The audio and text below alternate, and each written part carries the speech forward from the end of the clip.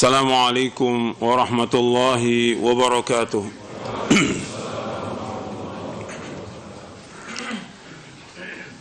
Innal hamdalillah nahmaduhu wa nasta'inuhu wa nastaghfiruh wa na'udzu billahi min shururi anfusina wa min sayyiati a'malina.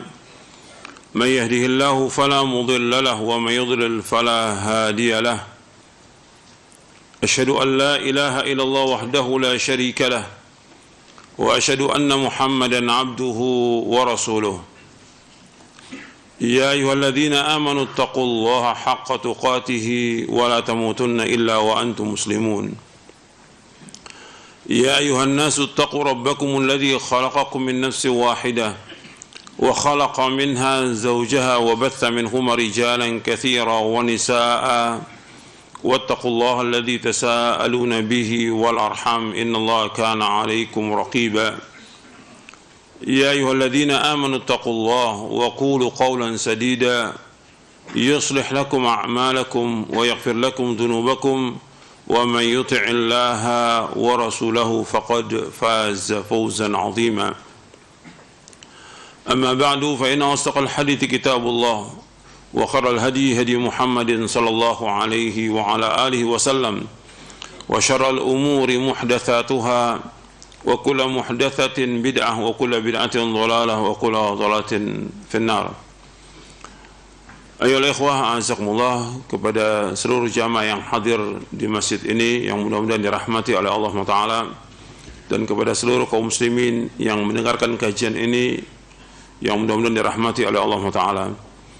Alhamdulillah, kita bersyukur kepada Allah Subhanahu wa taala atas segala nikmat yang Allah karuniakan kepada kita. Nikmat Islam, nikmat iman, nikmat sehat, nikmat afiat. Nikmat dijauhkan oleh Allah dari berbagai macam malapetaka. Dan kita bersyukur kepada Allah taala diberikan hidayah di atas Islam dan sunnah. Kita bersyukur kepada Allah taala diberikan hidayah taufik untuk selalu dan senantiasa menuntut ilmu syar'i yang merupakan kewajiban atas setiap muslim dan muslimah. Kita wajib bersyukur untuk terus belajar menuntut ilmu sampai kita diwafatkan oleh Allah. Dan kita terus belajar menuntut ilmu syar'i Al-Quran wa sunnah ala fahmi salaf, dan mohon kepada Allah agar kita diberikan taufik untuk bisa mengamalkannya. Karena banyak yang menuntut ilmu tapi dia tidak bisa untuk mengamalkannya. Banyak orang yang menuntut ilmu tapi dia tidak sesuai pengamalannya dengan pemahaman salafus saleh. Makanya harus terus minta kepada Allah agar Allah memberikan hidayah taufik kepada kita. Ikhwan fillah, azakumullah, sekarang kita akan lanjutkan kajian kita dari buku Syarah Aqidah Ahlussunnah wal Jamaah. Kita masih membahas poin yang ke-48.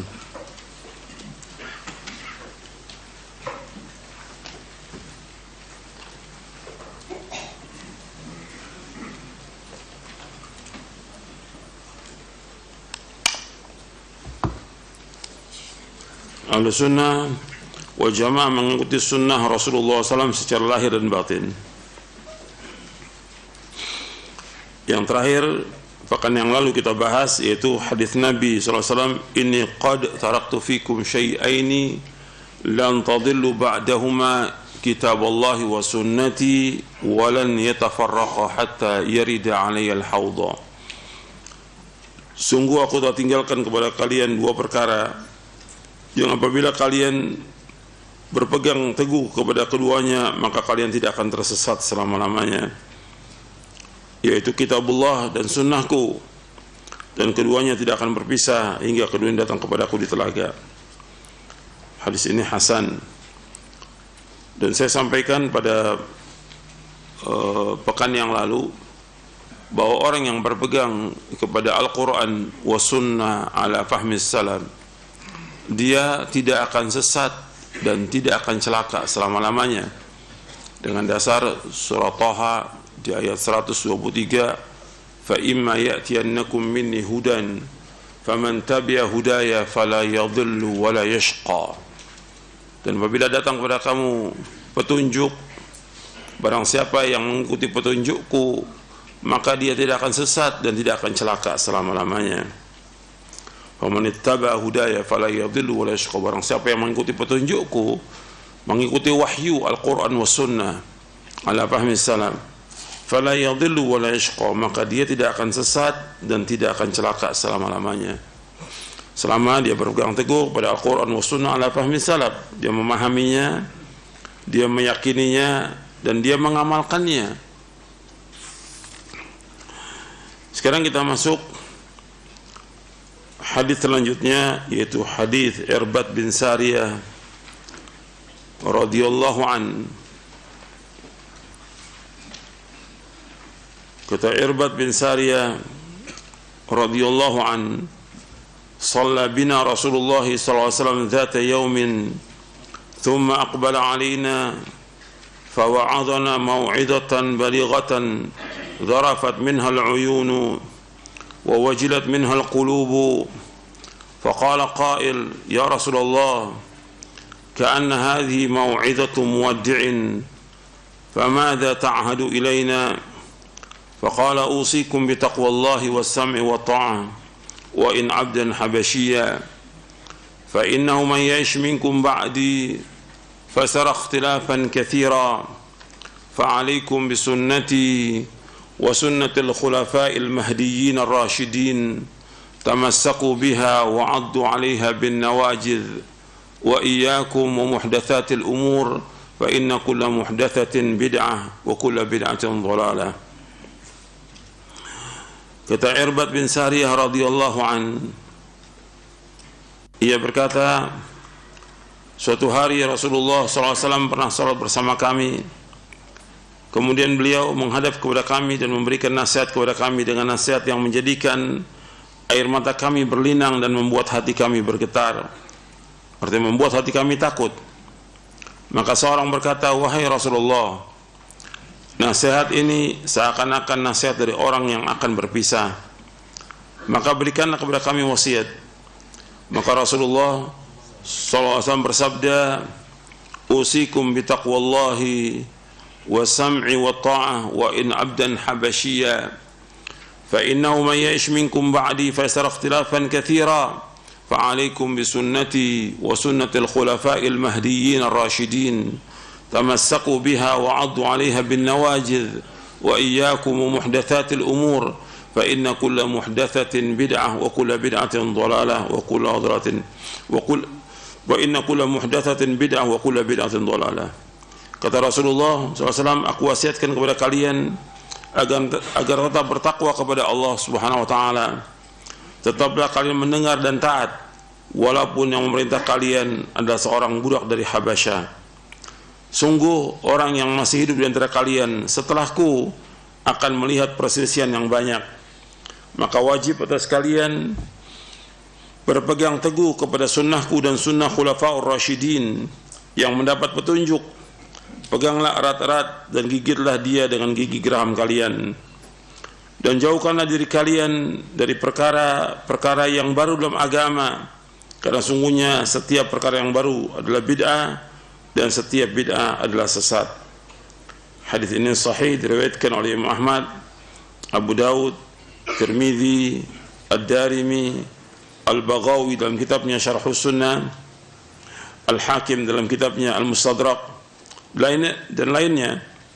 Disahihkan dan disepakati oleh Imam Adz-Dzahabi dan disahihkan oleh Syekh Al-Albani dalam kitabnya Irwaul Ghalil fi takhrij ahadits Manaris Sabil. Dan banyak para ulama yang mensahihkan hadis ini. Di dalam hadis ini dijelaskan oleh Irbad bin Sariyah bahwa Rasulullah SAW salat bersama kami, dan Rasulullah sebagai pemimpin umat selalu memimpin salat berjamaah yang 5 waktu, salat Jumat, salat Id, dan semua salat yang lainnya. Dan di sini Irbad ingin menyampaikan bahwa di hari itu Rasulullah setelah selesai sholat memberikan nasihat.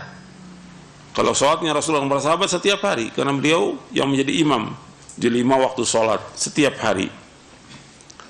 Jadi Irbad radhiyallahu menjelaskan bahwa satu hari itu Rasulullah setelah selesai sholat memberikan nasihat. beliau menghadap kepada kami, memberikan nasihat mau'izatan balighah, nasihat yang menyentuh, nasihat yang membuat air mata berlinang dan membuat hati kami menjadi takut. Maka seorang berkata, ya Rasulullah, seolah-olah nasihat ini merupakan wasiat perpisahan atau nasihat perpisahan. Maka apa yang kau wasiatkan kepada kami? Kita bahas di sini. Yang pertama, di hadis ini Rasulullah SAW memberikan nasihat yang betul-betul mendalam kepada para sahabat. Yang nasihat ini membuat para sahabat berlinang air matanya dan juga takut hatinya. Jadi nasihat ini yang pertama ini menunjukkan bahwa nasihat itu betul-betul menyentuh hati para sahabat radhiyallahu ajma'in. Dan juga yang pertama ini menunjukkan bahwa para sahabat adalah orang-orang yang baik hatinya. Diberikan nasihat, diingatkan, mereka menangis dan bertambah takut hati mereka. Itu yang pertama. Dan menunjukkan tentang baiknya hati para sahabat. Ketika disebutkan oleh Nabi SAW, khairun nasi qarni, sebaik-baik manusia pada zamanku, ya baik, yang pertama kali baik tentang hatinya, baik tentang ilmunya, baik tentang pemahamannya, baik tentang amalnya, baik tentang dakwahnya, baik tentang muamalahnya, baik tentang akhlaknya, dan baik dalam semuanya para sahabat radhiyallahu ajma'in. Maka dikatakan khairun nas, yang pertama kali ya hatinya paling baik sudah para sahabat, dan Allah mengetahui tentang hati mereka. Fa'alima ma fi qulubihim, Allah tahu tentang hati mereka. Artinya hati yang paling baik ya hatinya para sahabat dari semua hati manusia. Kemudian yang kedua, Nabi SAW memberikan wasiat, dan wasiat Nabi di sini, usikum bi taqwallah wa sam'i wa ta'ah. Yang pertama wasiatnya, aku wasiatkan kalian, dari yang kedua ini aku wasiatkan untuk takwa kepada Allah. Wasiat yang paling baik ya takwa. Dan Allah menyebutkan dalam Al-Quran tentang takwa. Dan ketika Nabi khutbatul hajah, seperti yang tadi saya sampaikan ayatnya, 3 ayat itu semua tentang takwa. Dalam surah Al-Imran, di awal surah An-Nisa, dan juga dalam surah Al-Ahzab, 3-tiganya tentang takwa. Ya, wasiat yang paling baik ya, wasiat takwa. Dan Allah berfirman dalam surah An-Nisa, walaqad wassayna alladziina utul kitaba min qablikum wa iyyakum anittaqullah. Sungguh kami telah wasiatkan kepada orang-orang sebelum kamu dan juga kepada kamu agar kamu bertakwa kepada Allah.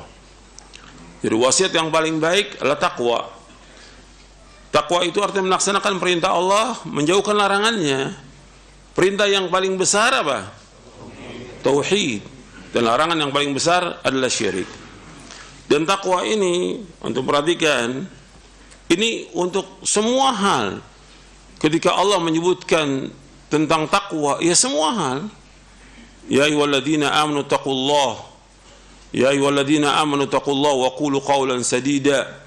Wahai yang beriman, bertakwa kepada Allah dan berkatalah dengan perkataan yang lurus. Takwa dalam kita melaksanakan ibadah kepada Allah. Takwa dalam kita melaksanakan sholat. Takwa dalam kita berbuat baik dan berbakti kepada kedua orang tua kita. Takwa dalam kita bermuamalah. Dan semuanya. Jadi takwa itu semua hal. Kita bertakwa kepada Allah. Kita takut dan kita berhati-hati dan menjalankan apa yang Allah syariatkan. Itu takwa kepada Allah. Jadi kalau kita bahas tentang takwa aja panjang, masalah takwa aja. Jadi makna takwa ini luas sekali dan dibahas oleh para ulama dalam kitab-kitab para ulama yang membahas tentang masalah takwa ini. Dan kita wajib untuk bertakwa kepada Allah.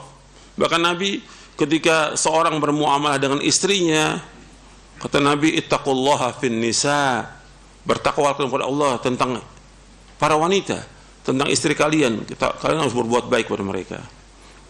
Takwa kepada Allah dalam semua hal.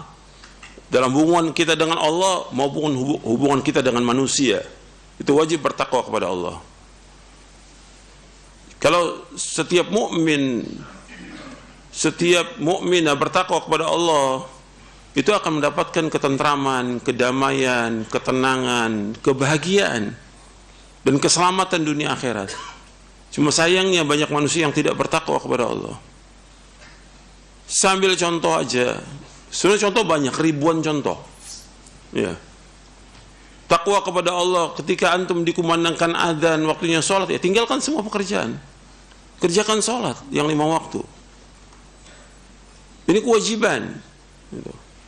Ketika orang tua panggil antum untuk sesuatu, antum takwa kepada Allah.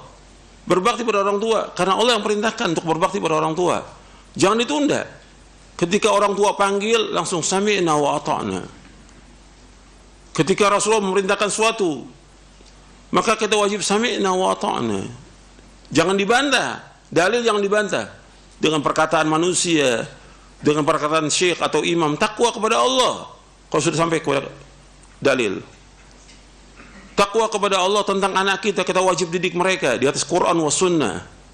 Gak boleh kita biarkan mereka tidak sholat, tidak pakai jilbab, atau berbohong, atau yang lainnya. Wajib kita didik mereka di atas Islam dan sunnah. Takwa kepada Allah tentang anak-anak kalian. Takwa kepada Allah tentang hubungan kita tetangga. Bagaimana kita perhatikan tetangga kita. Mereka susah, mereka fakir, kita wajib untuk membantu mereka. Tapi nggak ada kumpulkan donasi, tidak ada. Wajib masing-masing membantu mereka karena Allah. Ketika mereka kelaparan, kita wajib untuk membantu mereka. Sampai Nabi mengatakan, wallahi la yu'min, tidak beriman orang yang dia kenyang tetangganya lapar. Takwa kepada Allah tentang tetangga kalian. Takwa kepada Allah tentang kita bermuamalah di antara manusia. Antum perhatikan, antum muamalah harus jujur dan harus amanah. Jangan bohong dalam muamalah. Kalau utang harus bayar, wajib bayar. Takwa kepada Allah. Ketika antum janji, antum bayar utang itu wajib bayar. Siapapun dia orangnya. Antum utang kepada murid, antum harus bayar. Antum utang kepada teman harus bayar. Antum utang kepada saudara harus bayar. Ini ketentuan syariat. Nas, dalil, banyak dalilnya tentang ini. Bahkan ruh kita nggak akan sampai kepada Allah sampai utang kita dibayar. Nafsul mu'mini mu'allaqatun bidaini hatta yuqda'an. Ruh seorang mukmin tergantung dengan hutangnya sampai dibayarkan hutang itu. Dan orang yang mati syahid, dia tidak berhak untuk masuk surga sampai dibayarkan hutangnya. Tidak, semua dosanya orang mati syahid diampunkan kecuali utang. Dituntut sampai hari kiamat karena berkaitan dengan hak anak Adam. Nabi bersabda SAW, yughfaru lisyahidi kullu dhanbin illa ad-dain. Diampunkan semua orang yang mati syahid dosanya kecuali utang. Perhatikan, kecuali utang. Jadi utang ini berat. Di dunia dia berat, di akhirat juga berat. Tapi muamalah dibolehkan, orang utang piutang boleh, tapi wajib bayar dia sesuai dengan janjinya. Antum janji seminggu, sebulan, 6 bulan, setahun, antum harus bayar. Jangan bohong. Dan janji itu akan ditanya oleh Allah. Ya ayyuhalladzina amanu aufu bil uqud. Di awal surah Al-Maidah. Wahai yang beriman, penuhi janji kamu itu. Allah juga berfirman dalam surah Al-Isra, wa aufu bil ahdi innal ahda kana mas'ula. Adalah kamu penuhi janji itu. Janji akan ditanya oleh Allah dari kiamat nanti. Utang piutang harus bayar. Banyak orang yang tidak bertakwa kepada Allah. Katanya ngaji, katanya nuntut ilmu, katanya dia sebagai seorang ustadz. Kalau antum utang wajib bayar. Siapapun antum berutang kepada siapapun juga, hatta kepada orang kafir wajib bayar. Ini perhatikan takwa kepada Allah. Takwa ini luas. Termasuk juga takwa kepada binatang. Enggak boleh kita menzalimi binatang. Enggak boleh. Ini luas nih pembahasan tentang masalah takwa ini. Kepada pembantu antum juga takwa kepada Allah. Enggak boleh dizalimi mereka. Mereka disuruh sesuai dengan apa yang mereka mampu. Tapi tetap kita suruh mereka untuk sholat, pakai jilbab. Supir juga demikian. Enggak boleh kita biarkan.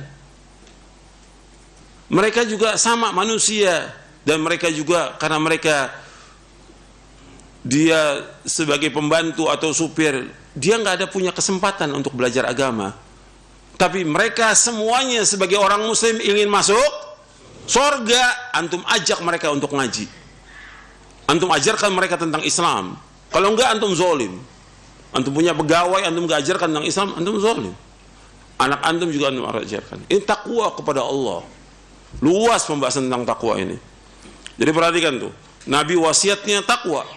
Hatta kepada pasukan perang, mau berangkat takwa kepada Allah. Supaya mereka tidak berbuat zalim. Yang ketiga, wasami wa ta'ah wa in abdan habasyiya. Mendengar dan taat meskipun kepada seorang budak Habasyah.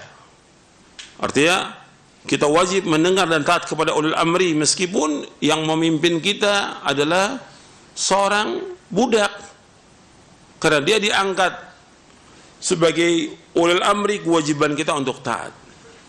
Nggak boleh sekali-kali kita mencela ulil amri, nggak boleh, hukumnya haram dalam Islam. Seorang pemimpin, apakah dia presiden, dia raja, nggak boleh dicela. Setelah mereka diangkat, kewajiban kita untuk mendengar dan taat. Tapi semua mendengar dan taat dalam hal yang apa? Ma'ruf. Ketika menyuruh untuk maksiat tidak boleh. Ketika ulil amri itu menyuruh untuk berbuat maksiat tidak boleh. Di poin ke 75, di poin 75, Ahlussunnah taat kepada pemimpin kaum muslimin. Saya bawakan hadis.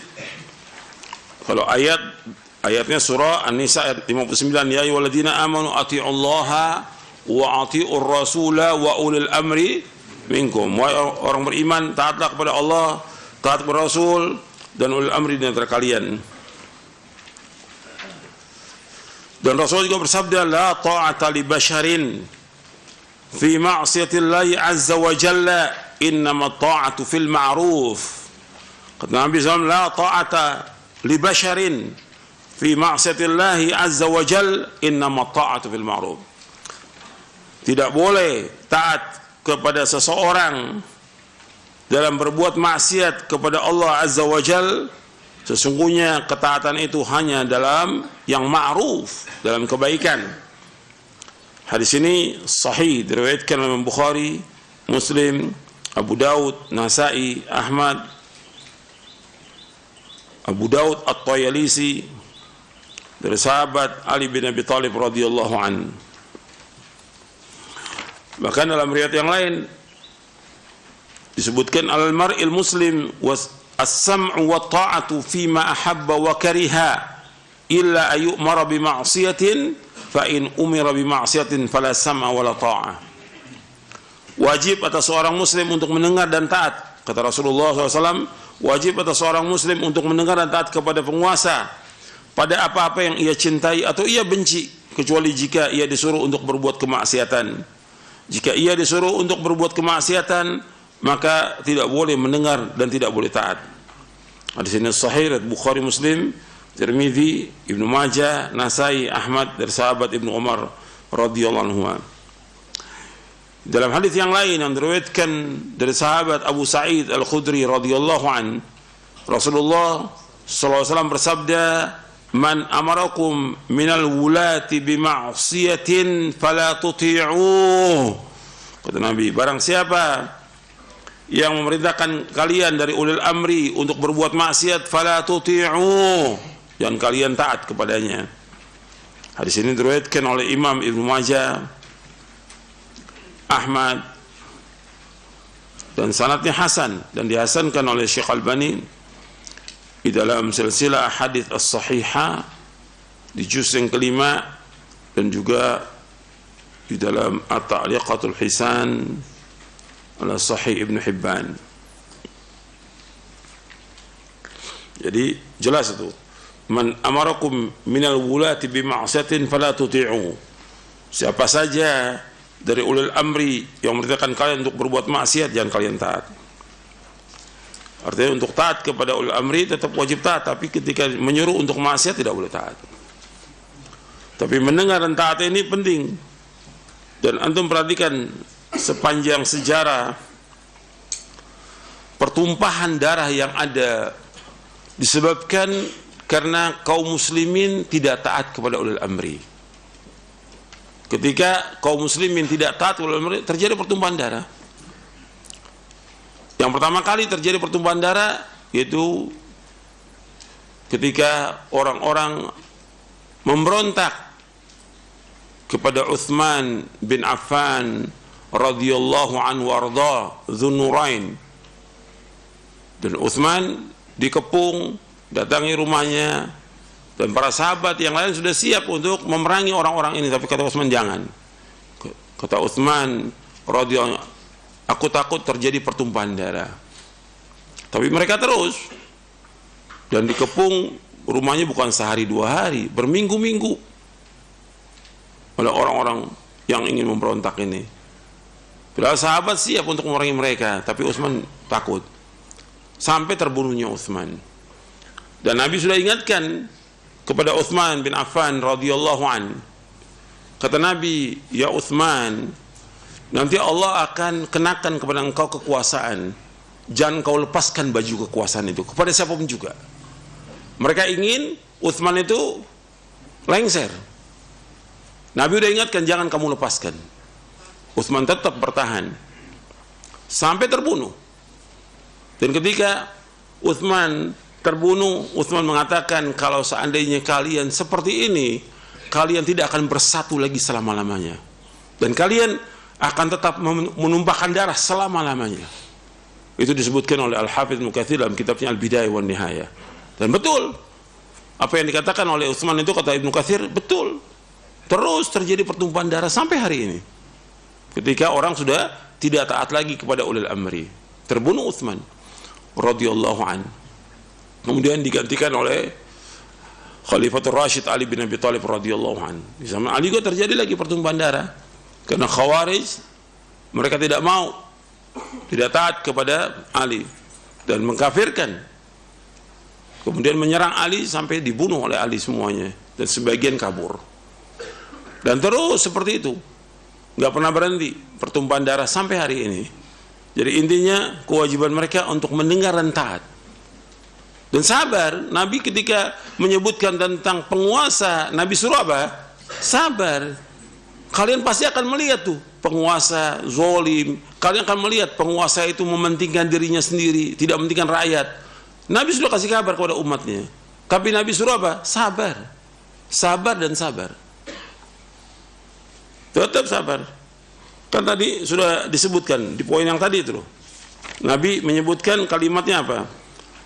Wajib taat pada apa yang kau cintai dan apa yang kau benci. Dan Nabi SAW juga menyebutkan ketika sahabat Anas bin Malik. Antum lihat di poin yang ke-74-nya. Di poin 74-nya bagian akhir itu, di bagian akhir di poin 74 halaman 570. Man kariha min amiri syai'an falyasbir alaihi fa innahu laysa adun minan nasi kharaja minas sultani shibran famata alaihi illa mata mitatan jahiliyah. Barang siapa yang tidak menyukai sesuatu dari pemimpinnya, maka hendaklah ia sabar, bukannya mengkritik, bukannya komentar, bukannya memberontak, bukannya demo, bukan demo, bukan memberontak. Tapi Nabi suruh apa? Sabar. Kalian nggak suka dengan pemimpin kalian, sabar. Sebab tidaklah seorang manusia keluar dari penguasa lalu ia mati di atasnya, melainkan ia mati dengan kematian jahiliyah. Hadis ini sahih, diriwayatkan oleh Imam Muslim dari sahabat. Hadis ini diriwayatkan oleh Bukhari dan Muslim dari sahabat Ibnu Abbas radhiyallahu anhu. Begitu juga ketika seorang tabi'i dengan kawan-kawannya datang kepada Anas bin Malik Jadi tabi'in ini bukan satu orang, banyak yang datang kepada Anas bin Malik. Seorang sahabi jalil yang membantu Nabi melayani Nabi selama 10 tahun. Anas bin Malik radhiyallahu anhu. Kata Az-Zubair bin Adi rahimahullah, kami mendatangi Anas bin Malik radhiyallahu anhu. Fashaqawna ila ma yalqawna min al-Hajjaj. Faqala isbiru فإنه لا يأتي عليكم زمان إلا والذي بعده أشر منه حتى تلقوا ربكم سمعته من نبيكم صلى الله عليه وسلم. Kami mendatangi Anas bin Malik radhiyallahu an. Kami mengeluh tentang apa yang kami dapati dari kekejaman, kezoliman, kekejian Hajjaj bin Yusuf yang banyak membunuh. Ada sahabat dibunuh, ada tabi'in dibunuh, dan banyak lagi yang dibunuh oleh Hajjaj bin Yusuf. Bahkan dalam riwayat Tirmidzi disebutkan kurang lebih ada 120.000 orang yang dibunuh oleh Hajjaj bin Yusuf. 120.000 orang kaum muslimin yang dibunuh. Kami mengeluh bagaimana jahat dan zalimnya Hajjaj bin Yusuf. Apa kata Anas bin Malik? Isbiru فإنه لا يأتي عليكم زمان إلا والذي بعده أشر منه حتى تلقوا ربكم.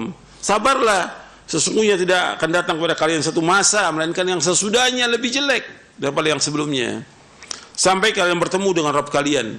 Aku dengar hadis ini dari Rasulullah SAW, dari Nabi kalian. Hadis ini sahih, diriwayatkan oleh Imam Bukhari, Ahmad, dan yang lainnya. Dalam riwayat yang lain yang diriwayatkan Imam Bukhari dan Muslim, Nabi bersabda, "Innakum satalqawna ba'di atharatan fasbiru hatta talqawni al-haud." Kata Nabi, sesungguhnya kalian akan mendapatkan sesudahku penguasa-penguasa athara yang mementingkan diri mereka sendiri. Mereka nggak ngurus rakyat. Rakyat susah, rakyat miskin, rakyat nggak punya, dibiarkan oleh dia. Yang penting dia dan keluarganya diurus sama dia. Ini athara. Kata Nabi apa? Fasbiru, sabar kalian. Hatta talqawni al-haud, sampai kalian bertemu dengan aku nanti di telaga. Hadis ini sahih Bukhari, Muslim, Ahmad dan yang lainnya. Ya, Nabi suruh untuk sabar menghadapi kekejaman penguasa, kezoliman atau yang lainnya. Disuruh sabar. Tetap kita mendengar dan taat. Itu perhatikan, ketika orang tidak mendengar dan tidak taat, ya yang terjadi pertumpahan darah sepanjang sejarah pertumpahan darah. Ketika orang sudah demo, ya, kemudian mereka memberontak pada penguasa, yang terjadi pertumpahan darah. Antum bisa lihat sudah di mana-mana. Apakah itu di Irak, apakah itu di Aljazair, apakah itu di Mesir, apakah itu di Syam, di Syria. Bukan satu yang mati, ratusan ribu kaum muslimin. Awalnya mereka memberontak, nggak sabar dengan kezaliman penguasa, nggak sabar. Suruh sabar. Antum perhatikan bahwa yang memberikan kekuasaan kepada orang-orang yang zalim itu siapa? Allah yang memberikan kekuasaan. Yang mencabut kekuasaan siapa? Allah. Yang memuliakan Allah, yang menghinakan juga mereka Allah. Qulillahumma malikal mulki tu'til mulka man tasha' wa tanzi'ul mulka mimman tasha' wa tu'izzu man tasha' wa tudhillu man tasha' biyadikal khairu innaka ala kulli syai'in qadir. Dalam surah Ali Imran. Di ayat 20 berapa? 26 apa? Untuk melihat itu. Jadi Allah sudah menyebutkan bahwa yang memberikan kekuasaan itu Allah. Allah berikan kekuasaan kepada siapa yang Allah kehendaki. Allah cabut kekuasaan dari siapa yang Allah kehendaki. Allah muliakan siapa yang Allah kehendaki. Allah hinakan siapa yang Allah kehendaki. Di tangan Allah semua kebaikan, dan Allah Maha berkuasa atas segala sesuatu. Itu wajib kita ingat itu. Jadi ketika ada penguasa yang zalim, yang mengangkat penguasa ini siapa jadi penguasa? Allah SWT. Kalau Allah ingin hancurkan sebentar. Seperti zamannya Nabi Ibrahim alaihissalam, adanya Namrud yang memberikan kekuasaan juga Allah. Zamannya Nabi Musa alaihissalam yang memberikan kekuasaan pada Firaun juga Allah. Tapi memang demikian kita disuruh sabar. Itu ujian. Sabar. Kita tetap mendengar dan taat meskipun dia budak Habasyah. Gitu. Jangan memberontak ketika demo akhirnya berontak. Ya pertumpahan darah yang ada. Ya penguasa dengan semua kekuatannya dia berkuasa. Yang dibunuh siapa? Yang jadi korban? Yang jadi korban siapa? Kaum muslimin. Yang jadi korban kaum muslimin. Antum dosa besar, antum memimpin demo itu dosa besar, bukan dosa kecil.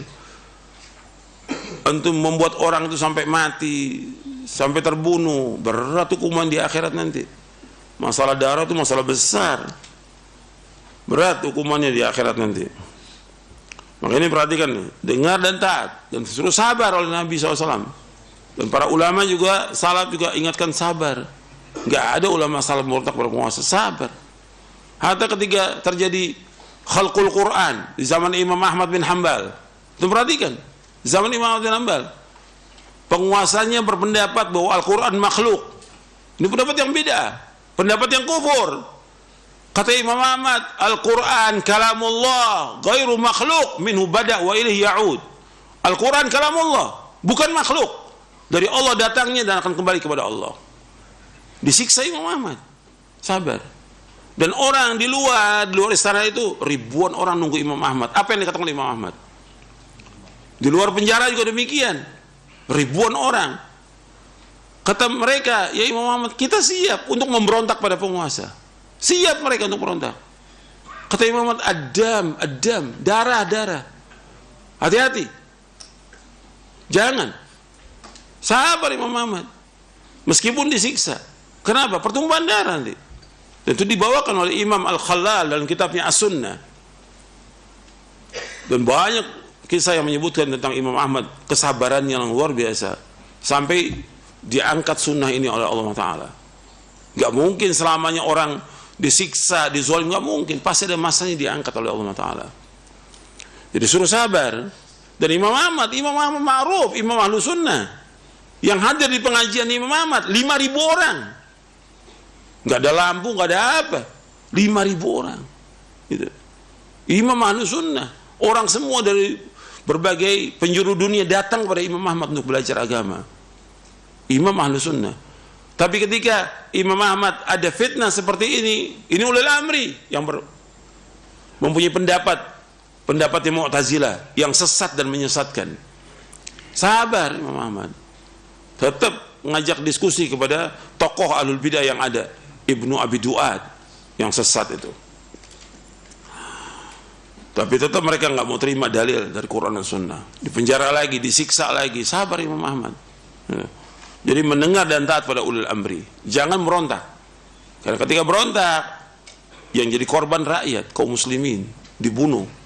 Imam Ahmad nggak mau terjadi seperti itu. Dan rakyat sudah siap untuk memberontak. Kata Imam, jangan. Yang nggak boleh. Dengar dan taat. Kemudian yang keempat, fa innahu may ya'ish minkum ba'di fasara ikhtilafan katsira. Dan sungguhnya orang yang hidup di antara kalian sesudah wafatku akan melihat perselisihan yang banyak. Jadi umat Islam terjadi perselisihan, perpecahan, dan Nabi sudah sebutkan, sataftariqu ummati ala 73 firqah kulluha finnar illa wahida. Umatku akan berpecah menjadi 73 golongan, 72 masuk neraka, 1 masuk surga. Itu yang al-firqah an-najiyah, golongan yang selamat. Jadi Nabi sudah ingatkan kepada umat Islam bahwa umat Islam akan terpecah. Dan banyak perpecahannya. Kalau orang Yahudi 71, Nasrani 72, umat Islam 73. Dan semuanya masuk neraka kecuali 1. Yang mengatakan Rasulullah SAW. Terjadi perpecahan, perselisihan, dan hadisnya banyak menyebutkan tentang masalah ini. Makanya ketika terjadi perpecahan, perselisihan, perbedaan paham, ya memang sudah terjadi. Adanya firqah-firqah yang sesat, Nabi sudah sebutkan. Pokoknya dari firqah yang sesat ada berapa? 4. Pokok dari firqah-firqah yang sesat dari 72 itu 4 yang pokok. Yang pertama Qadariyah, yang kedua Rafidhah Syiah, yang ketiga Khawarij. Yang keempat, Murji'ah. Jadi Qadariyah, kemudian Khawarij, kemudian Rafidhah, kemudian Murji'ah. Itu 4. Dari situ kemudian bercabang lagi. Syiah aja lebih dari 40 sekte berpecahnya. Syiah. Khawarij juga berpecah lagi, dan yang lainnya. Dan Nabi sudah sebutkan akan terjadi perselisihan yang banyak di tengah-tengah umat Islam.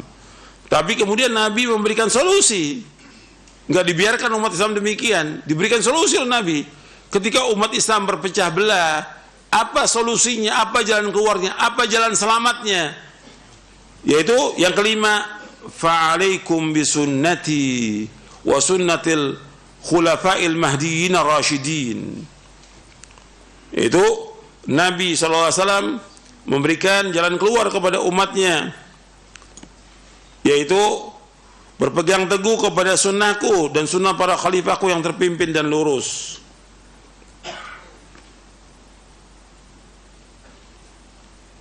Berpegang kepada sunnah Rasulullah dan sunnah khulafa'ur rasyidin.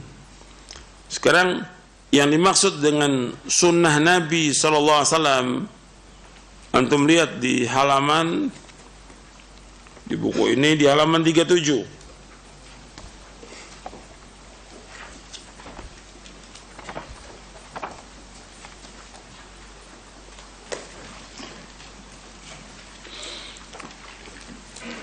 Di halaman 36-nya saya sebutkan tentang definisi Ahlus Sunnah wal Jamaah.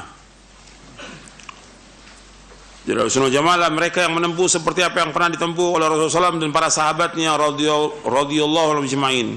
Disebut Ahlus Sunnah karena kuatnya mereka berpegang dan ittiba, mengikuti sunnah Nabi SAW dan para sahabatnya radhiyallahu anhum ajma'in. As-Sunnah menurut bahasa adalah jalan, cara, apakah jalan itu baik atau buruk. Sedangkan menurut ulama akidah, as-sunnah adalah petunjuk yang telah dilakukan oleh Rasulullah SAW dan para sahabatnya, baik tentang ilmu, i'tiqad, keyakinan, perkataan maupun perbuatan, dan inilah sunnah yang wajib diikuti. Orang yang mengikutinya akan dipuji dan orang yang menyalahinya akan dicela. Pengertian as-sunnah, perhatian, pengertian as-sunnah menurut Imam Ibn Rajab Al-Hambali rahimahullah dalam kitabnya Jami'ul Ulum wal Hikam, beliau wafat tahun 795 Hijriah. Kata beliau, as-sunnah ialah jalan yang ditempuh, mencakup di dalamnya berpegang teguh kepada apa yang dilaksanakan oleh Nabi SAW dan para khalifahnya yang terpimpin dan lurus, berupa i'tiqad, keyakinan, perkataan dan perbuatan. Itulah sunnah yang sempurna. Oleh karena itu generasi salaf terdahulu tidak menamakan as-sunnah kecuali kepada apa saja yang mencakup ketiga aspek tersebut. Apa 3 aspek tersebut? Apa? I'tiqad, keyakinan. Yang kedua, perkataan. Yang ketiga, perbuatan. Jadi kalau disebutkan sunnah mencakup itu, i'tiqad, perkataan dan perbuatan. Hal ini diriwayatkan dari Imam Hasan Al-Basri, Imam Al-Auza'i dan Imam Fudail bin Iyad rahimahumullah. Kemudian dikatakan al-jamaah karena mereka bersatu di atas kebenaran, tidak mau berpecah belah dalam urusan agama, berkumpul di bawah kepemimpinan para imam yang berpegang teguh kepada al-haq, tidak mau keluar dari jamaah mereka dan mengikuti apa yang telah menjadi kesepakatan salaful ummah. Kemudian Ibnu Mas'ud menjelaskan di halaman 38 tentang pengertian al-jamaah. Al-jama'atu ma wafaqal haqq wa in kunta wahdak. Jamaah itu apa yang sesuai dengan kebenaran walaupun engkau sendirian. Jadi jamaah itu adalah apa yang sesuai dengan kebenaran walaupun engkau sendirian. Jadi kesimpulannya, Ahlus Sunnah wal Jamaah adalah orang yang mempunyai sifat dan karakter mengikuti sunnah Nabi SAW dan menjauhi perkara-perkara yang baru dan bid'ah dalam agama. Itu pengertian sunnah. Jadi ketika disuruh mengikuti sunnahku, fa'alikum bisunnati wa sunnatil khulafa'il mahdiyyin ar-rasyidin, maksud berpegang teguh pada sunnah Nabi, sunnah khulafa al-mahdiyyin ar-rasyidin, berkaitan dengan keyakinan, berkaitan dengan perkataan, berkaitan juga dengan perbuatan, semuanya. Jadi keyakinan, perkataan dan perbuatan.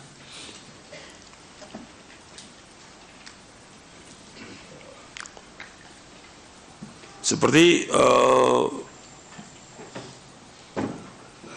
fitnahnya khalqul Quran.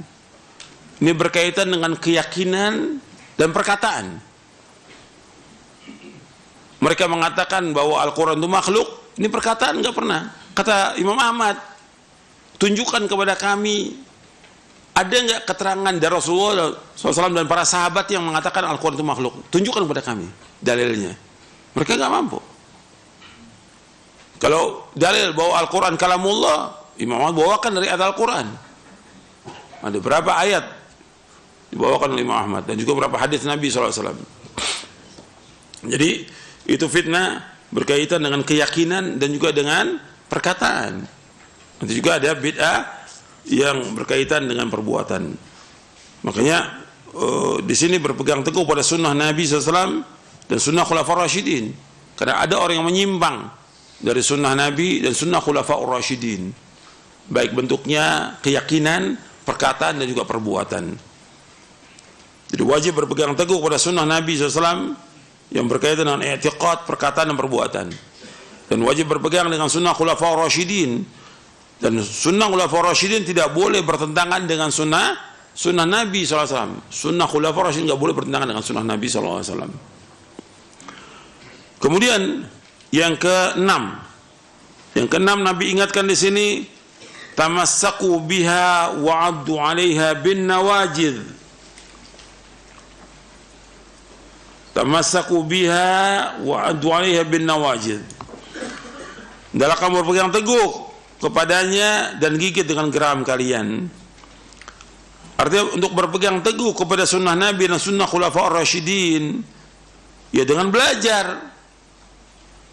Nggak cukup dengan perkataan.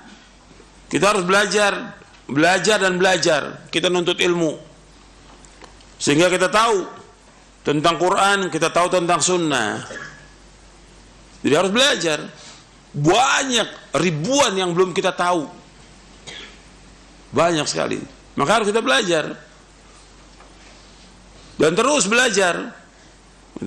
Jadi ketika kita mengatakan bahwa kita berpegang teguh pada sunnah Nabi dan sunnah Khulafaur Rasyidin, atau berpegang dengan manhaj salaf, maka kita harus belajar. Kalimat tamassaku biha wa'addu 'alaiha bin nawajid, ya dengan belajar. Gak mungkin kita bisa berpegang teguh pada Quran sunnah tanpa kita belajar. Harus belajar, harus nuntut ilmu. Gak ada orang dari zaman dahulu tiba-tiba dia menjadi orang berilmu, gak mungkin. Ilmu dengan belajar. Jadi al-ilmu bit-ta'allum. Ilmu itu dengan belajar, kata Rasulullah SAW. Harus belajar. Dan waktunya lama belajar itu, nggak sebentar. Nah, sekarang kadang-kadang orang cuma mencukupkan dengan apa yang ada, sudah. Baru hijrah, dia nggak belajar lagi. Udah sibuk dengan yang lain. Ustadz juga banyak yang sibuk. Penuntut ilmu sibuk. Sibuk dengan ilmu. Sibuk dengan ilmu, sibuk yang manfaat. Sibuk yang membawa kepada kebahagiaan. Para ulama salaf sibuk dengan ilmu. Mereka belajar. Mereka baca Quran tiap hari, 1 juz, 2 juz, 3 juz mereka baca. Mereka baca artinya, mereka baca tafsirnya, terus mereka baca hadis Nabi, tiap hari sibuk. Makanya saya heran kok ada orang-orang yang main-main, jalan-jalan, segala macam. Gak bisa agama ini dipakai main-main. Gak bisa. Dan waktu mereka terbuang. Waktu ini sangat berharga dalam Islam. Allah sampai bersumpah dengan wal asr. Innal insana fi khusr. Perhatikanlah waktu. Sungguh manusia sungguh dalam kerugian. Jadi waktu ini masalah besar, bukan masalah kecil. Rugi, dan kita akan ditanya Allah di hari kiamat tentang waktu kita nanti. Jadi itu harus sibukkan dengan ilmu. Jangan sibukkan dengan main, dengan HP, dengan yang lain. Sibukkan dengan ilmu, belajar agama. Kita belum tahu apa-apa, banyak yang belum kita tahu, banyak sekali. Baca, berapa kitab sih yang sudah ditamatkan? Paling 1-2 kitab. Para ulama ribuan kitab mereka belajar, baca tiap hari gitu. Ratusan kitab mereka baca tiap hari gitu. Jadi harus belajar. Jadi 1 kitab itu antum tamatkan 2 kali 3 kali lebih bagus daripada banyak kitab. Tikrarul ilmi, para ulama itu tikrar. Sampai di antara mereka menghatamkan Sahih Bukhari, ada yang 50 kali. Ada yang sampai 500 kali. Terus diulang. Ini enggak baru baca kitab, mukadimahnya udah enggak baca lagi. Udah gitu ceramah lagi. La haula wala quwata illa billah. Ini ruwaibidah ya. Banyak. Enggak bisa bahasa Arab, baca secara akidah. Ngajar lagi cara akidah. La haula wala quwata illa billah. Antum ngaji enggak, datang ke masjid enggak, tapi ngajar. Ada enggak? Ada puluhan. Gitu. Puluhan. Dianggap dengan kitab itu dia dapat tazkiyah dia. La haula wala quwata illa billah. Antum belajar. Jangan antum merasa ingin dipuji oleh orang tapi antum enggak punya ilmu. Yuhibbuna ayyuhmadu bima la yaf'alu. Mereka ingin dipuji dengan apa yang mereka tidak perbuat. Jangan. Kita harus belajar dan belajar karena Allah ikhlas dan mengajar karena Allah dengan ikhlas. Ini banyak yang nggak baca, ya. Bukan kalau orang awam memang awam dia, tapi antum penuntut ilmu tiap hari harus baca. Minimal berapa lembar antum baca, berapa buku antum baca. Satu buku tapi berapa lembar? Jangan berbagai buku nanti nggak bisa paham. Satu buku lu tamatkan. Masyarakat akidah tamat, baca lagi. Menuntut ilmu jauh surga antum baca lagi sampai tamat, baca lagi, ulangi lagi. Mulia dengan masalah antum baca, ulangi lagi. Sifat wudu, sifat salat antum baca sampai selesai, ulangi lagi. Terus seperti itu. Jangan merasa cukup. Jadi pengajian ini untuk menjelaskan. Antum datang supaya lebih paham antum, tapi pulang antum baca lagi. Tamatkan buku-buku itu.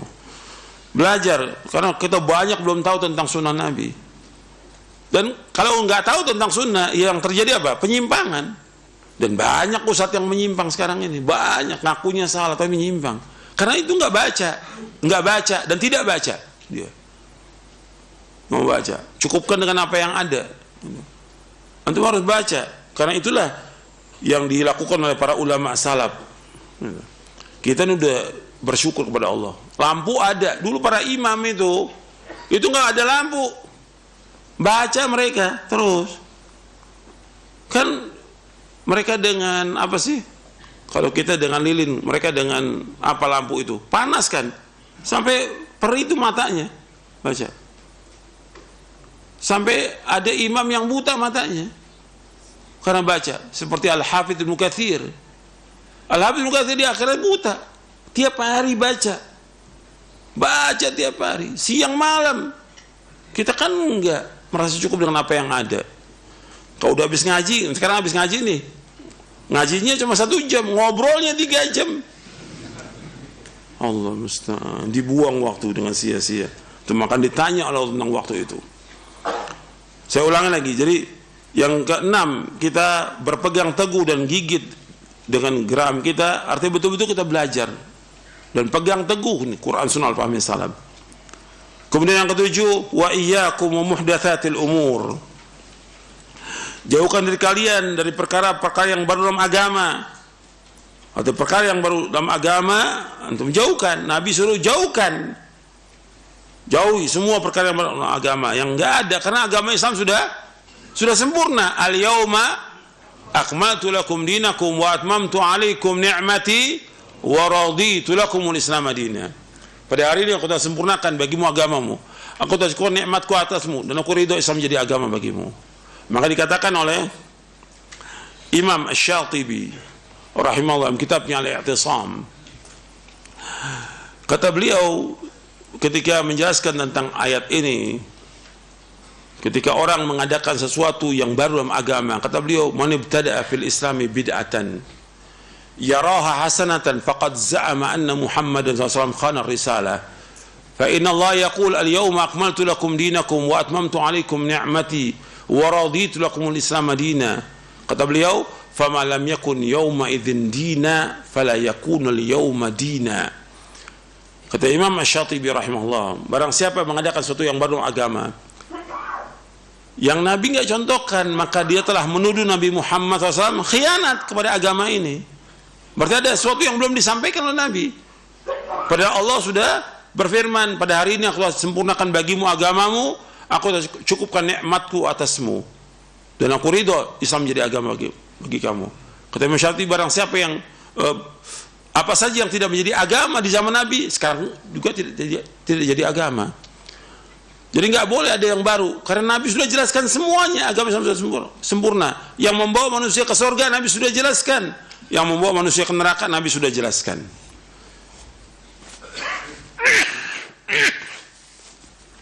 Ya, sempurna agama ini. Jadi Nabi ingatkan, hati-hati kepada perkara yang baru dalam masalah agama. Perhatikan ya, masalah agama. Kalau masalah dunia yang baru, antum a'lamu bi umuri dunyakum, kalian lebih tahu tentang urusan dunia kalian. Orang mau bikin komputer, pesawat, segala macam, terserah. Tapi agama harus kembali kepada contoh dari Rasulullah sallallahu alaihi wasallam. Kemudian yang ke-8, Nabi bersabda, fa inna kulla muhdatsatin bid'ah. Sesungguhnya setiap yang baru dalam agama adalah bid'ah. Yang mengatakan setiap yang baru dalam agama bid'ah siapa? Rasulullah SAW. Setiap yang baru dalam agama bid'ah.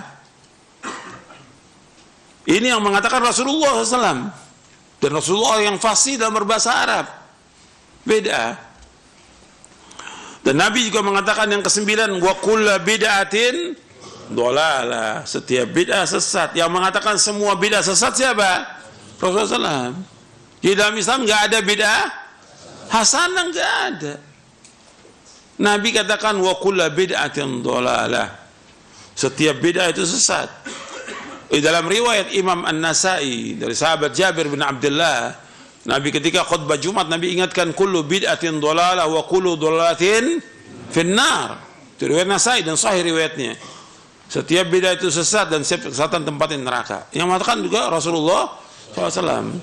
Maka kalau udah seperti ini kita wajib berhati-hati. Nggak bisa bermain-main dengan masalah yang seperti ini. Ini bid'ah masalah besar. Karena berbahaya. Antum lihat tentang penjelasan tentang bid'ah di dalam buku ini. Di halaman, mulai halaman 75.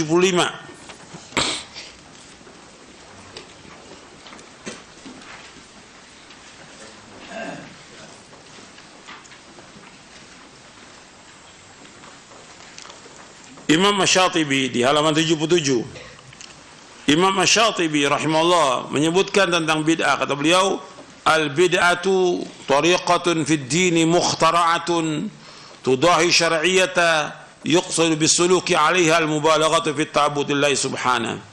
Bid'ah adalah cara baru dalam agama yang dibuat menyerupai syariat dengan maksud untuk berlebih-lebihan dalam beribadah kepada Allah. Ini beliau sebutkan dalam kitabnya Al-I'tisam di awal-awal nih, kitab Al-I'tisam. Beliau memberikan definisi tentang bid'ah di awal-awal dalam kitab Al-I'tisam. Jadi bid'ah itu suatu yang baru, yang tidak ada dasar sama sekali dari Rasulullah sallallahu alaihi wasallam. Maka dijelaskan oleh Syekhul Islam Ibn Taimiyah rahimahullah di halaman 76 bahwa bid'ah dalam Islam adalah segala apa yang tidak disyariatkan oleh Allah dan Rasulnya, yakni yang tidak diperintahkan baik dalam wujud perintah wajib ataupun anjuran. Kemudian bid'ah itu sendiri ada dua macam. Pertama, bid'ah dalam bentuk ucapan dan keyakinan. Yang kedua, bid'ah dalam bentuk perbuatan dan ibadah.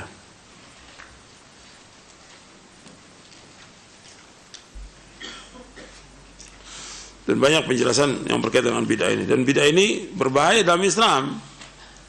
Dan bid'ah juga ada dibagi tentang bid'ah hakikiyah, bid'ah idhofiyah, ada penjelasannya di sini.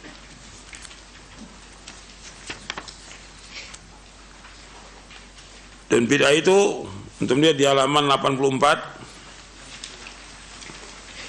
Di halaman 84 Nabi bersabda SAW, kullu bid'atin dhalalah wa kullu dhalalatin finnar. Setiap bid'ah itu sesat dan setiap kesesatan tempat neraka. Ibnu Umar radhiyallahu anhuma berkata, kullu bid'atin dhalalah wa in ra'ahan nasu hasanatan. Setiap bid'ah sesat meskipun manusia memandangnya baik.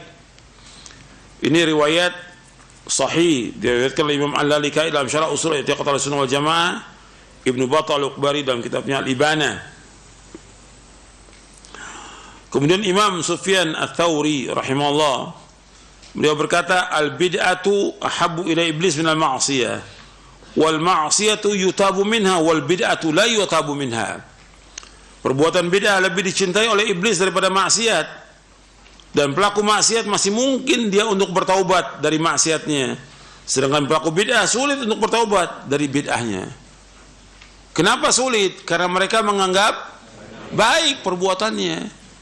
Tapi kalau orang berbuat maksiat, dia minum khamar atau dia berzina atau yang lain, ketika diingatkan dia mengakui saya salah. Tapi kalau pelaku bid'ah tidak, kok kamu larang saya berbuat kebaikan? Bila kita enggak larang, kita tanya yang antum lakukannya ada enggak contohnya Rasulullah? Karena dalam masalah ibadah bukan larangan, dalam masalah ibadah kembali kepada apa? Contoh, dalil. Kalau masalah keduniaan yang ditanya apa? Larangannya ada atau tidak? Kalau keduniaan, larangannya ada nggak? Makanan ini haram, mana larangannya? Ada nggak dalilnya? Ini nggak boleh, bukan contoh. Tapi kalau ibadah, contohnya ada apa tidak? Kembalinya kalau ibadah contoh. Dan Imam Sufyan Ats-Tsauri mengatakan bid'ah lebih dicintai oleh iblis dari maksiat. Kenapa? Dengan banyaknya orang berbuat bid'ah, orang tambah jauh dari agama ini. Karena jelas maksiat dengan bid'ah lebih besar dosanya, dosa apa? Bid'ah lebih besar dosanya. Lebih besar karena menentang Allah dan Rasulnya sallallahu alaihi wasallam. Maka dikatakan oleh Imam Abu Muhammad Al-Hasan bin Ali bin Khalaf Al-Barbahari yang wafat tahun 329 Hijriah, kata beliau, jauhilah setiap perkara bid'ah sekecil apapun, karena bid'ah yang kecil lambat laun akan menjadi besar. Seperti itulah setiap bid'ah yang terjadi pada umat ini.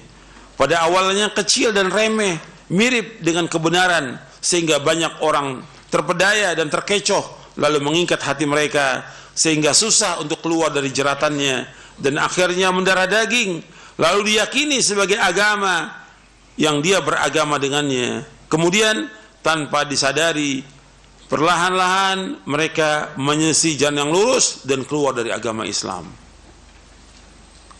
Awalnya kecil. Antum lihat bid'ahnya Khawarij, kecil kan, dari mulai berzikir apa? Zikir jama'i di Masjid Kufah. Zikir dianjurkan dalam Islam, tapi berjamaah, dan juga ada pemimpinnya yang memimpin untuk berjamaah, enggak ada dalam Islam. Maka ditegur oleh sahabat Abdullah bin Mas'ud radhiyallahu an. Dan ternyata orang-orang yang zikir jamaah itu bergabung dengan siapa? Khawarij, untuk memerangi Ali bin Abi Thalib radhiyallahu anhu arda. Awalnya kecil. Dari zikir jamaah ini bid'ah idhofiyah. Zikirnya dianjurkan, tapi kaifiyat, caranya, bilangan Nabi enggak sebutkan. Ketika mereka menentukan, ini namanya bid'ah idhofiyah ini. Awalnya kecil, lama-kelamaan jadi besar, jadi keyakinan, dia nggak bisa keluar dari bid'ah itu. Akhirnya bergabung dengan Khawarij. Ini penjelasan para imam, Masya Allah, dalam menjelaskan ini. Dan mereka mengetahui, mereka mengalami itu, hidup dengan tokoh-tokoh ahlul bid'ah. Dia tahu sesatnya mereka. Jadi nggak boleh kita menganggap, oh ini baik, nggak apa-apa, jangan. Jangan anggap sesuatu yang baik nggak ada contoh dari Nabi. Kita semua harus kembali kepada contoh Nabi SAW. Kalau Nabi contohkan, kita ikut. Kalau enggak, jangan. Karena Nabi sudah mengatakan bahwa setiap bid'ah sesat. Sesat itu melekat pada bid'ah itu. Maka kita hati-hati. Seorang talibul ilm harus hati-hati. Kemudian selanjutnya, Al-Quran, As-Sunnah, dan Ijma' sahabat adalah 3 prinsip utama yang Ahlu Sunnah berpegang dengannya dalam ilmu dan agama. Mereka menimbang dengan 3 pokok ini semua yang dikatakan dan yang dikerjakan manusia secara lahir dan batin, dari apa-apa yang berkaitan dengan masalah agama. Lanjutan dari hadis Irbad, halaman 405. Halaman 405. Al-Quran, As-Sunnah, dan Ijma' sahabat adalah 3 prinsip utama yang Ahlu Sunnah berpegang dengannya dalam ilmu dan agama. Mereka menimbang dengan 3 pokok ini semua yang dikatakan dan dikerjakan manusia secara lahir dan batin, dari apa-apa yang berkaitan dengan masalah agama. Adapun ijma yang berlaku apa yang telah diijma'kan oleh salafus saleh, karena orang-orang sudah mereka telah banyak ikhtilaf dan umat ini sudah berpencar ke seluruh penjuru dunia, sebagaimana dikatakan oleh Imam Ahmad bin Hanbal, man da'al ijma' faqad kadzab, barang siapa yang mengklaim adanya ijma' maka dia telah dusta. Disebutkan oleh Imam Ibnu Qayyim dalam kitabnya I'lamul Muwaqqi'in. Syekhul Islam Taimiyah rahimahullah mengatakan, Syekhul Islam Taimiyah rahimahullah ketika menjelaskan manhaj Ahlussunnah wal Jamaah dalam masalah-masalah prinsip tertentu, beliau menyebutkan manhaj yang menyeluruh dalam agama ini, baik masalah usul pokok maupun furu' cabang, bahwa mereka Ahlussunnah menempuh jalan yang lurus dan pegangan yang bermanfaat dari Alkitab dan As-Sunnah. Mereka mengikuti orang yang paling tahu tentang Islam dan paling dalam ilmunya, serta paling ittiba kepada Al-Quran dan Sunnah, yaitu para sahabat radhiyallahu anhum ajma'in. Mereka mengikuti Khulafaur Rasyidin secara khusus, serta mereka berjalan di jalan Allah dengan diringi prinsip-prinsip yang mulia ini. Apapun yang dikatakan manusia atau merupakan pendapat-pendapat mazhab di mana orang mengikutinya, maka Ahlussunnah menimbang dengan tolak ukur Al-Quran, As-Sunnah dan ijma' sahabat dari generasi terbaik umat ini, maka luruslah jalan mereka. Kemudian halaman 406, Ahlussunnah selamat dari bid'ah-bid'ah perkataan yang menyalahi apa yang dikatakan oleh Rasulullah SAW dan para sahabat dalam masalah i'tiqad, sebagaimana mereka selamat dari bid'ah-bid'ah amaliyah. Mereka tidak beribadah dan tidak mengadakan syariat melainkan dengan apa yang disyariatkan oleh Allah SWT dan Rasulnya SAW. Kesimpulannya, Ahlussunnah wal Jamaah adalah mereka yang berpegang teguh kepada Al-Quran dan Sunnah yang sahih menurut pemahaman salafus saleh. Mereka melaksanakan tauhid kepada Allah dan mendakwakan kepada manusia untuk bertauhid dan mengikhlaskan ibadah semata-mata karena Allah. Mereka menjauhkan segala bentuk kemusyrikan dan penghambaan kepada selain Allah.